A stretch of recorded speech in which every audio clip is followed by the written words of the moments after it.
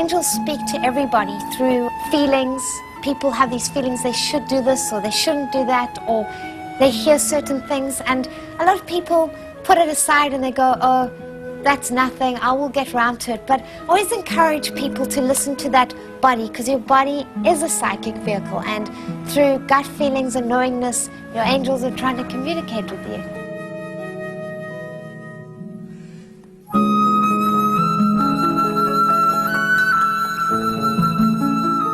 People often ask, where do I get my information from? And I always say it's light energy and it comes from the angelic realm. That's why I call it an angel reading, for I just see myself as a kind of a vehicle for the angels to be able to get the messages through. My mom noticed when I was about 4 that she would think thoughts, and I would carry on conversations from what she was thinking, and she started to realize that I was telepathic, and I would start to tell her that people had different colors around them and start to say things that made her realize that something was different. And instead of taking me to a psychologist or thinking that there's something wrong with me, she decided to rather help me and train the ability. When I was about 25, 26, I just suddenly got this feeling that we're all divinely protected and guided, and I had this feeling to paint a guardian angel, and I started to paint this guardian angel and then invited the angels to be with me and to help me to be able to help other people. I helped one person, and that one person told another person, and that person told another person, and I've had barely any time to breathe since. There's nothing wrong with your health. The only thing that comes up is the stomach area that's out of balance, but that's like a bit of spasticolo, probably from like worry. Yes. But what's causing the fatigue is worry. The mind worry. Will this be okay? Will that be okay? Will we receive it? Do I worry about everything? And a person will arrive, and before they arrive, I usually know who's coming, so I kind of put the intention out during my meditation before the person arrives, and when they arrive, I already have a kind of a good clear idea of how things are going to be and how to structure it best for them, and we'll sit down and always try and tailor make it for my clients so that they really get out what they most want from that. Ball and see. I try and cover everything, so I will look at a client's palms and I will do crystal ball reading, and I'll work with angel cards as well as a technique of automatic writing to get messages. And the reasons why I do all these different techniques is to, each technique provides a section that the other section might not, so that I get a complete overview and can truly feel like I've helped that person, and that I can sleep at night knowing that I've done my best to be able to cover all angles. The gift of Naomi is not only that she's so highly clairvoyant, but she has such a beautiful energy field, and she's always looking for what's so positive in things, that when you're finished with her, you always feel uplifted, and whatever problem there is, you always feel you can tackle it, and she's always got a solution to give you. So you're never left there with a dark feeling of this is bad or this is, you know, and she just makes you feel very positive and uplifted, no matter what she's saying. So I think that there's a healing that's happening on many levels. That's what I meant. It's not just a reading. It's actually a healing reading. You've got to start like 2.5.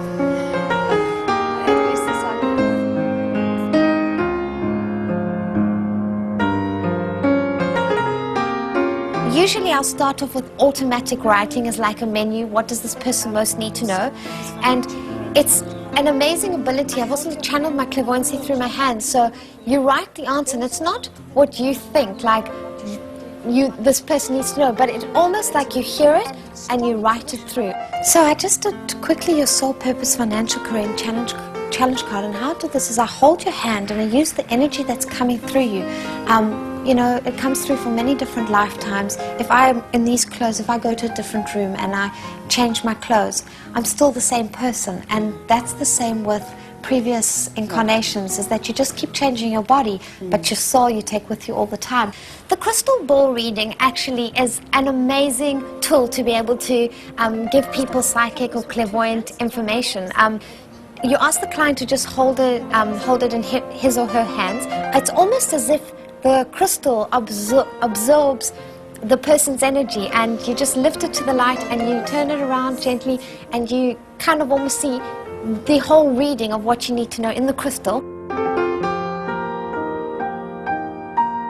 Immediate present comes under prosperity card, beautiful card under Archangel Uriel. What it says in the card is, it says your material needs are provided as you follow your intuition and manifest your dreams into reality.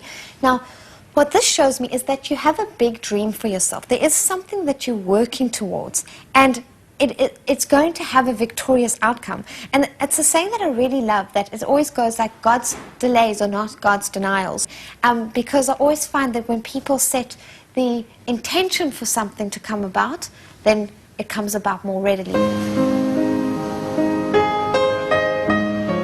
At the moment, I work with angel cards bought from the shop, but I'm working on specifically painting and making my own deck of angel cards, ones that I feel resonate with me, and that I will feel that I will be really able to help my clientele because they're personally made, and I'll be able to see, oh, I made this meaning this, and they picked this card, so their energy must be drawn to this particular area. So I'm always painting different angels that come to me, angels of love, and guardian angels, success angels, and I hope that it really, I feel like it helps me to raise my consciousness to the angelic realm, to paint them, and to, you know, I paint what I see, so if I see them or feel them, then I'll paint them. We're going to do a little reading on Scott. I literally have people bring their animals into my home. Animals really do have a level of communication, so I find that owners are very happy to find out how their dogs and cats are thinking and feeling. So he was saying if you could ask Jay to be a little bit more gentle with him, you know, this pulling or the push or kick or just push, you know. Yeah, and he lies on him and he's a bit like a cushion. I work with people that are dying in ICU, so people that in the hospitals that are about to pass over but they've lost communications. I'll go with the whole family and hold their hands and explain to the family what they're thinking and feeling, and be able to make that unit so the person can pass over to the other side more peacefully.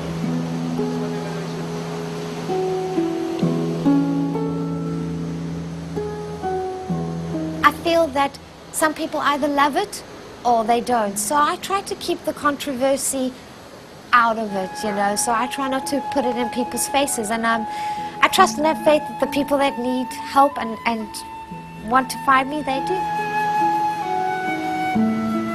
There's nothing more than I want than to be able to, when I leave this world, to feel like I've made it a better place for having been here. And one of my primary loves and ambitions is to, you know, work with children and making things better for children, education system, as well as really contributing to helping people to live their life at a really high frequency and to feel like they can enjoy this journey and they really can feel loved. And I really just want to be of service, and I really just want to help people. From next week, Naomi Solomons will host the